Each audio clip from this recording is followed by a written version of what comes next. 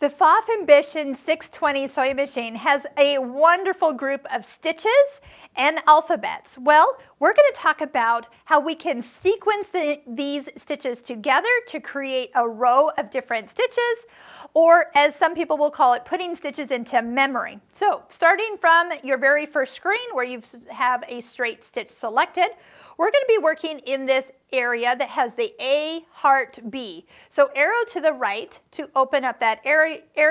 You're going to see an abbreviation SEQ for sequencing, and all your stitches disappear. So let's say we want to combine a heart. So how about stitch number 117? And one heart appears, and we're going to link it with, how about a little flower, 102. So I did pick these two. It's kind of almost on the same line. I'm noticing it's actually different, but sometimes I'll pick a stitch based on where one ends and the next one begins. Actually, I'm going to get a little jig when I sew, but it will take and stitch out a heart and a flower, all in a new sequence. You can put a lot of stitches in a memory. I know the book will say how many. Usually I've never maxed it out.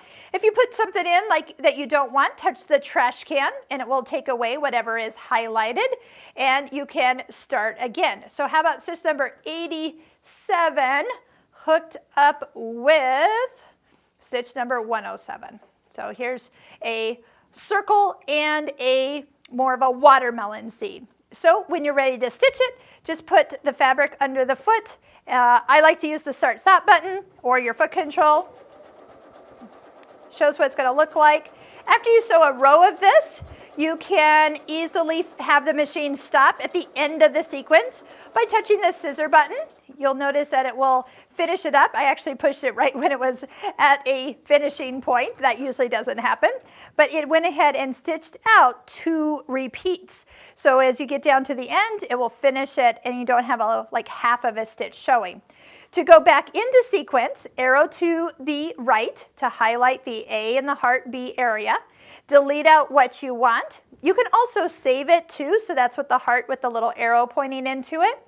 So I would love it if you would try some different stitches. Now I'm going to show you one that we did right here. This would actually utilize the same stitch, but one of them got mirror imaged. So utilizing stitch number 101, and then put another one in. So 101, so you have 2 of those little flowers, and then touch the mirror image, and the one that's highlighted will flip-flop. And so that is how, when we stitch these, it stitched the repeat of those 2 together.